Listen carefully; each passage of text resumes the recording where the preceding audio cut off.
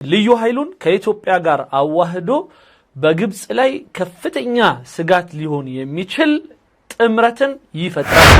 በአቢይ አህመድና በሐሚቲ በኩል የሚደረግ ትብብር ያውም በግብጽ ተቃራኒ አካሄድ ላይ በአሶሳ ላይ አሁንም ኢትዮጵያ ሁለት የተለያዩ የአየር ማሰረፊያና የአየር መንገድ ለኢትዮጵያ የልዩ ኃይሉን በሐሚቲ የሚመራውን ሚሊሻ በደንብ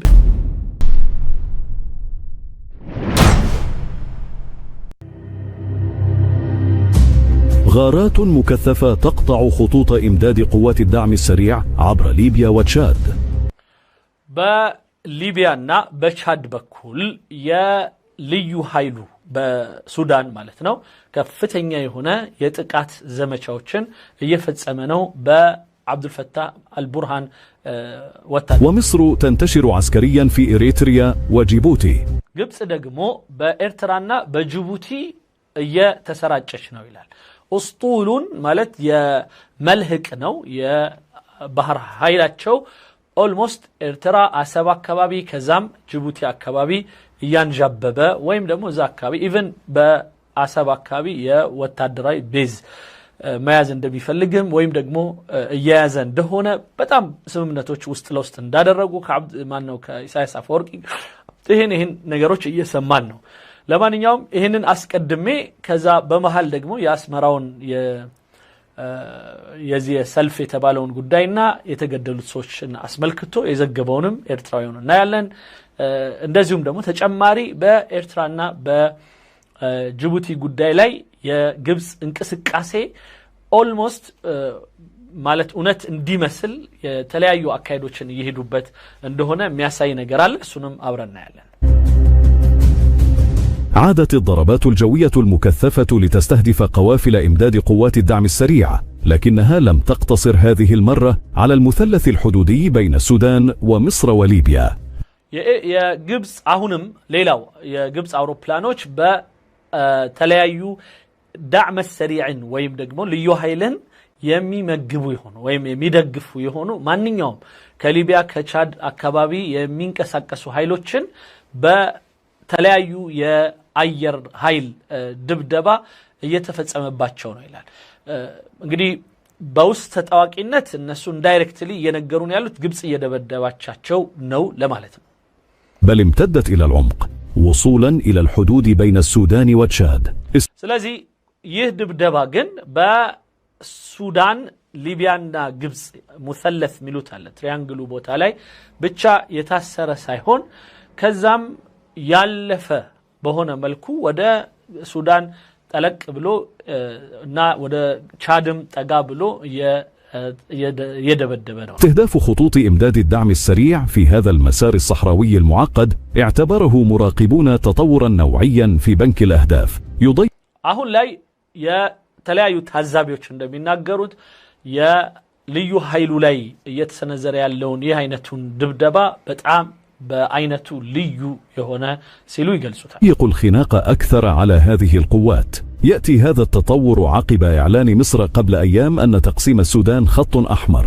يه هونيتا نا أرمجا يتفتسمو دقمو جبس سودان مكة فلوا ويم سودان ما لا يتوانا هولت ويسوست مهنا فتسمو بجبس بكل يما يفقدنا كأي مسمرنو بلا كاوجج بحالانا. እንግዲህ ምን ለማለት ፈልጎ ነው ይሄንን ስላልን እኛ ይሄንን ሊያደርጉ የሚሄዱ በእነሱ ቤት ያው እና ሐሚቲ አገር ሊከፍሉ ነው የሚሄዱት ስለዚህ እነሱን ለማጥቃት ግብጽ ስራ ጀምራለች ይያሉን ነው أنها لن تسمح به ملوحة بالتدخل العسكري وفقا لاتفاقيات الدفاع المشترك بين البلدين. ና ይህ አይነቱ ጣልቃ ገብነት በግብጽ በኩል እየተደረገ ያለው በሱዳንና በግብጽ መሐከል የጋራ ወታደራዊ ስምምነትና የወታደራዊ መከላከል የሚል ስምምነትን ተመርኩዞ ነው ይሄ የዓለም አቀፍ ማህበረሰብ ለምን እንዳይላት ማለት ነው። عقب ذلك مباشرة تصاعدت وتيرة الهجمات الجوية على قوافل الدعم السريع. ስለዚህ በማንኛውም የዳዕም السريع ወይም የልዩ ኃይሉ ቀፍለቶች ላይ እሱን ደጋፊ ደጓሚ የሆኑ ከሊቢያም ከቻድም የሚጫኑ ማንኛውም መሳሪያዎችም ይሁን ወይም የልዩ ኃይሉ ማንኛውም ኃይሎች በዚህ መልኩ ከላይ በአየር ላይ የተደበደቡ ነው። بعد خنق خطوط الإمداد غربا وشمالا وجنوبا عبر استهداف القوافل القادمة من ليبيا وتشاد، تحاول قوات الدعم فتح شريان بديل عبر إثيوبيا. አሁን ላይ የቻድና የሊቢያውን መስመር ሙሉ በሙሉ በግብጽ በኩል ቁጥጥር ላይ ውሎ የመዝጋት ደረጃ ስለደረሰች ብቸኛ የልዩ ኃይሉ አማራጭ ኢትዮጵያ ሆኗል። ስለዚህ በኢትዮጵያ በኩል የተለያዩ እርዳታዎችና ድጋፎችን የሚያገኝበት ሁኔታ ተፈጥሯል ነው። تحديدا من خلال إقليم بني شنقول በተለይ በቤኒሻንጉል كتبا بنشانغول كلل بكل. هنا يظهر أول دليل مرئي على نشاط عسكري عند الحدود الإثيوبية السودانية. بزي ملكو يساتلايت إيميج يمياسايو ويم فوتو يمياسايو بزي هكبابي يتلايو ميليشياوش بمستر زي هكبابي انكسكاسي እንደሚያደርጉና ለየት ያለና ትንሽ ሰፋ ያለ በዛ ያለ የወታደራዊ እንቅስቃሴ ይታያል። تكشف صور الأقمار الصناعية أن إثيوبيا تقترب من إتمام بناء حظيرتي طائرات جديدتين في مطار أسوسا.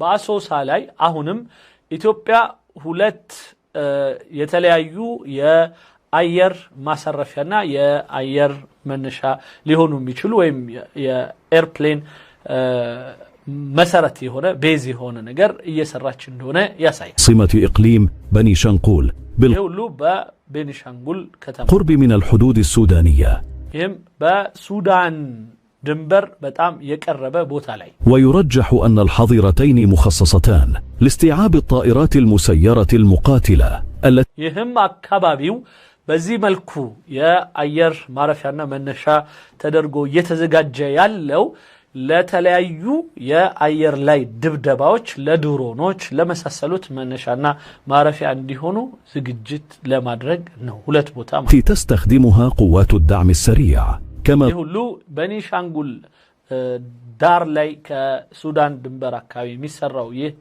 ሂደት በልዩ ኃይሉ ጥቅም እንዲውል ተፈልጎ ነው። تظهر الصور تنفيذ أعمال إنشائية إضافية في الموقع.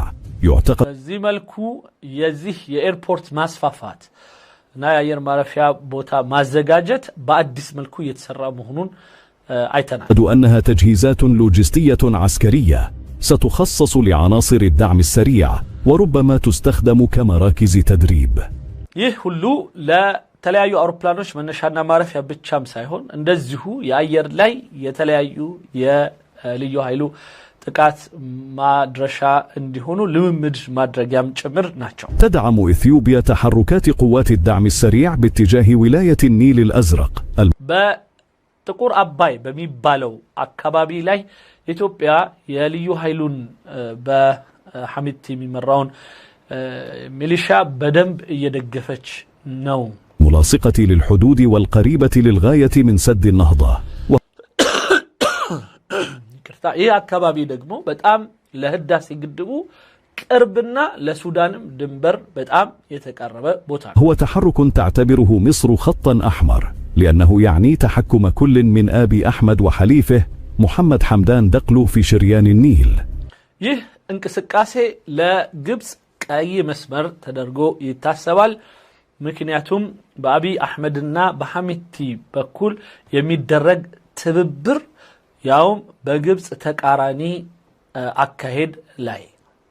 دعم السريع إذا استطاع إنه يسيطر على كردفان هيتجه ناحية النيل الأزرق ودي بقى يا ليو هايلو بسودان كردفان ميبالون أكابي كتقطع ترى قتلو بنيل الأزرق ميبالون أكابي بمنم يالا منم تشجر يراسو أدرجة مالت. بالخطر من الخطورة إنه يبقى على حدود مع إثيوبيا وبالتالي يعيد تشكيل التحالفات في الإقليم هتبقى مناوئة لمصر. سلازي يهدجمو هدات ليو هايلون كإثيوبيا جار أوهدو بجبس لاي كفتنيا سجات ليهون يميتشل تمرت. بني شنقول المقام عليه سد النهضة. بني شنقول كل المالت يهداسي قدبو يتجنبابت بوتا مالت. يعتبره السودان جزءا من أراضيه ሱዳን የራሱ አካል አድርጎም የሚያስበው ቦታ ነው። وقد عاش سكان الإقليم أوضاعا صعبة عقب ضمه قسرا إلى إثيوبيا. የኢትዮጵያ መንግስት በግድ ወደ ራሱ ክልል ካስገባው በኋላ ህብረተሰቡ በከፍተኛ ስቃይ ውስጥ የሚኖር የነበረ ቦታ ነው። ما أدى إلى اندلاع عدة انتفاضات طالب በዚህ ምክንያት ብዙ ተቃውሞዎች በዚህ አካባቢ ተነስተው ነበር። خلالها الأهالي بالعودة إلى السودان أو بالحكم. ይሁሉ የሱዳን ማህበረሰብ የሆነው ወደ ሱዳን መልሶ መሄድን ከመፈለግ አኳያ ነው። الحصول على حكم ذاتي، غير أن القوات الإثيوبية قمعت تلك الانتفاضات المتعاقبة. ይህንን ተለጥሎ ወደ ሱዳን የመሄድ ወይም የራስ ግዛትን የመወሰን አካሄድ የኢትዮጵያ መንግስት በሰፊው ሰርቶበት እንዳይሳካ አድርጎታል። ومع بداية إنشاء سد النهضة تفجر የህዳሴው ግድብ ከተጀመረ በኋላ ግን غضب جديد في الإقليم بسبب طرد السكان من قراهم التي دخلت ضمن نطاق الأعمال الإنشائية. በህዳሴው ግድብ የሥራ ሁኔታ እንቅፋት ሊሆኑ ይችላሉ የተባሉ እዛ አካባቢ ነዋሪዎች እንዲነሱ በመደረጉ ሌላ ቁጣም ፈጥሮ ነበር። سد النهضة. وزعمت تقارير سابقة أن هناك دورا مصريا في دعم توجهات استقلال سكان الإقليم. በዚህ ሂደት ውስጥ የቤኒሻንጉልን ነጻነት የሚሹ ተብለው የሚነሱ የነጻ አውጪ ታጋይ ነን ለሚሉ ሰዎች ደግሞ የግብጽ እርዳታ በጣም በሰፊው ይሄድ እንደነበረ ጭምጭምታ ተነግሯል ይላል። እንግዲህ በራሳቸው ሚዲያ የኢትዮጵያ አክቹአሊ አንዳንድ ፕሮግራሞች ሰርቻለሁኝ። ሌላው ቀርቶ በግለሰብ በመንግስት ደረጃ ይሄ ነው የሚባል ነገር ያው በግልጽ ባንሰማም ግን የመንግስት የግብጽ መንግስት ማካሄድ የዛው አይነት ተመሳሳይ ነው። ሌላው ቀርቶ በረመዳን የሚሰበሰብ ዘካ የሚባለው ወይም ደግሞ ሰደቃ የሚባለውን ሶሪ በሆነ ምክንያት የፋን ድምጽ በኃይለኛው እየሰማው ነው ከኮምፒውተሬ ምን ሊሆን እንደሚችል አላውቅም። እንደዚህ ሰምቼ አላውቅም። በጣም ኃይለኛ ፋን ነው የሚሰማው። ኦኬ እና ኦኬ ሰላም ነው። ነበልባሉ ሰይድ ኡስታዝ ጀማል በሽር በርታልኛል። ቴንኪው አመሰግናለሁ። ጀግናው እጅጉ ነው ሶሪ ጀግናው ተጉ ኦኬ ቴንኪው በጣም አመሰግናለሁ። ጀግናው ትጉ ነው ወይም ጀግናው ተጉ ለሱፐር ቻት ድጋፍህ በጣም አመሰግናለሁ። ቴንኪው ኦኬ ይህንን ፕሮግራማችን ዛሬ አላስታወስኳችሁም። ሁላችሁም እባካችሁ ለብዙ ወንድሞችና እህቶቻችን እንዲደርስ አሁን ላይ እየተሰራብን ያለው ሴራ በጣም ሰፊ ነው። ኢትዮጵያ አሁን ላይ ከነበረችበት የህዳሴ ግድብ ግንባታ በሱንም ስራ ላይ ማዋል በነገራችን ላይ ህዳሴ ግድቡ ምን ይመስለ ሁኔታ ላይ እንዳለ ዛሬ አይቼ ስለመጣውኝ ልዩ ደስታ ነው የተሰማኝ ያለው። ምክንያቱም የሚያረጋጋ በጣም ብዙ ነገሮች አሉ ከሱ ጋር በተያያዘ። ስለዚህ ኢንሻአላህ ከዚህ በኋላ አብረን ብዙ ምንሰራባቸው ነገሮች እንዳሉ ነው የሚታየኝ። ከህዳሴ ግድቡ ጋር ተያይዞ ብዙ አብረን አልመን አብረን ተልመን እዛ ቦታ ላይ በኪንግስ ኦፍ አባይ ስም ልናስቀምጠው የሚገባ ትልቅ ቅርስ እንዳለ ይሰማኛል። በጣም ትልቅ እና ታሪካዊ ቱሪዝማዊ ወይም ደግሞ የቱሪስት ጉዳይ የቱሪስት መስህብ ጉዳይ ጋር በተያያዘ እንደዚሁም ደግሞ የሚቀጥለውን ትውልድ መስመር በማስያዝ ረገድ ከውሃና ከውሃ ጋር በተያያዙ ጉዳዮች ልምድ ያላችሁ በጣም ብዙ ወንድሞች እህቶች እንዳላችሁ እርግጠኛ ነኝ። መንግስት የተያያዘው አቅጣጫና ዛሬ የተነገረን በኦፊሻሊ በመንግስት ሁላችሁም እንድትሰሙት ሆኖ የተቀረጹ ፕሮግራሞች አሉ እና ቀድሜ መናገር ስለሌለብኝ ብቻ ነው ዝም ምለው። ግን ፕሮግራሙ ሲለቀቅ አብረን እየሰማ ነው ያን በተግባር አብረን ምናውለው ነገር አለ ኢንሻአላህ። ስለዚህ በህዳሴ ግድብ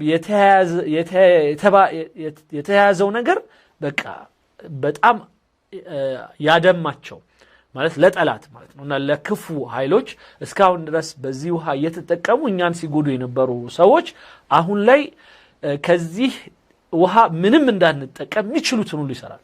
ይሄም የሚያደርጉት በቃ እኛን ቢዚ ማድረግ ነው በጦርነቱ በመሳሰሉት። ስለዚህ ያንን ከመከላከል አኳያ እኛ መንግስትንም ሳንጠብቅ ራሳችን ልንሄድባቸው የሚገቡ እንደ ህዝብ የራሳችንን ደህንነት የራሳችንን ብሔራዊ ደህንነት ለመጠበቅ መንቀሳቀስ አለብን እና ያንን ኢንሻአላህ በሰፊው እናወራበታለን። ሜምበር for 48 months ጆኒ 1445 በጣም አመሰግናለሁ። አሰላሙ አለይኩም ወራህመቱላሂ ወበረካቱ። ወአለይኩም ሰላም ወራህመቱላሂ ወበረካቱ። ኡስታዛችን ወላሂ መንግስታችን በቂ መልስ ለግብጽ መስጠት ያለበት ይመስለኛል። አርፋ የማትቀመጥ ከሆነ ውሃ የማግኘት እድሏ ሊቆም እንደሚችል ያወቀች አልመሰለኝም። ሌላው ቢቀር እንኳን የማስፈራሪያ ደወል ያስፈልጋቸዋል።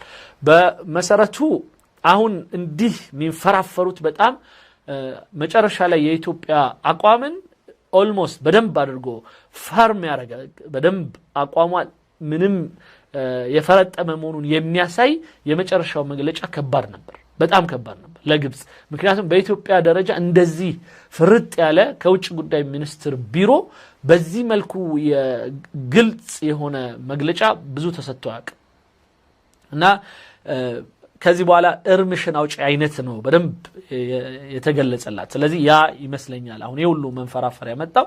ሌላው አሁን የባህር በር ፍላጎታችን ነው። ስለዚህ ቤኒሻንጉል ላይ ሌላው ቀርቶ በረመዳን የሚሰበሰብ ብር ላይ መሳሪያ ለቤኒሻንጉሎች እንግዛላቸው የሚሉ ነውረኞች በረመዳን ጾም ያውም የጾመ ሰውን ሰብስበው በዚህ ደረጃ ሰው ለማጋደል የሚሰሩ ነውረኞች ናቸውና ከነዚህ አይነት ሰዎች ጋር ነው ትግላችን። ለማንኛውም እንቀጥል። تحديدا عبر الكيانات السودانية المسلحة ይሄም ሚሆነው የሱዳን አንዳንድ ታጣቂዎችን በማስተሳሰር ከነሱ ጋራ የቤኒሻንጉል ነፃ አውጪ በሚል ሁለቱን አንድ ላይ አስተሳስሮ ሊሄድ የሚከጅል የሆነ አካሄድ ላይ የግብጽ ድጋፍ በሰፊው ነበረ ይለናል። روها الحركة الشعبية لتحرير بني شنقول التي عند يا بني شنقول يا ነፃ አውጪ እንቅስቃሴ ህዝባዊ እንቅስቃሴ የሚል አንድ ቡድን ለማገዝ ማለት ነው። تشكلت في أواخر ثمانينيات القرن الماضي ስለዚህ መጀመሪያውኑ በ80ዎቹ አካባቢ ነበር እንደዚህ አይነቱን እንቅስቃሴ የጀመሩት ይላል። خاضت مواجهات عديدة ضد القوات الإثيوبية انطلاقا من الأراضي السودانية ከሱዳን መሬት በሱዳን የተወሰኑ ገዛዎችም ያገኙ በኢትዮጵያ መንግስት ላይ የተለያዩ ጥቃቶችን ሲሰነዝሩ ቆይተዋል። لكن مصر هذه المرة تتحرك وبشكل علني عبر مسار آخر አሁን ግን ግብጽ በይፋ አሁን ደግሞ በሌላ አቅጣጫ በሌላ አይነት አካሄድ ትንቀሳቀሳለች ብሎ የሚያሳየን ፎቶ የኢሳያስ አፈወርቂ ነው። በኤርትራ በኩል ማለት تطويق إثيوبيا ኢትዮጵያን ለማሰር ኢትዮጵያን ለመዝጋት ምንም አያፍሩም፣ ላፋቸውም ትንሽም አይከብዳቸውም። በዚህ ደረጃ ሲያፈጡት ማለት ነው። تكشف التقارير عن اتفاقيات بين مصر وكل من إريتريا وجيبوتي አሁን ላይ የግብጽ ሚስጥራዊ የሆነ ልዩ ቅንጅትና ስምምነት በኤርትራ በጅቡቲና በግብጽ መካከል እየተካሄደ ይገኛል። يتيح الانتشار العسكري المصري في الدولتين المحيطتين بإثيوبيا በሁለቱም የኢትዮጵያ ተጋሪ የሆኑ ወይም የኢትዮጵያ ጎረቤት የሆኑ ሀገሮች ላይ የወታደራዊ ቤዝ ወይም ማዕከል ለመመስረት እየተንቀሳቀሰች ነው። فقد جرى توقيع اتفاقيات لتطوير موانئ بحرية في إريتريا وجيبوتي በጅቡቲም በኤርትራም ያላቸውን ወደብ የማጠናከር እና ወደብን በማልማት ስም عندنا انقساقات እየተካሄዱ ነው በግብጽ በኩል። في إطار حملة تقودها القاهرة لزيادة الضغط على إثيوبيا غير الساحلية ይህች ምንም የወደብ ወይም የባህር በር የሌላትን ኢትዮጵያን ለማሰር የታሰበ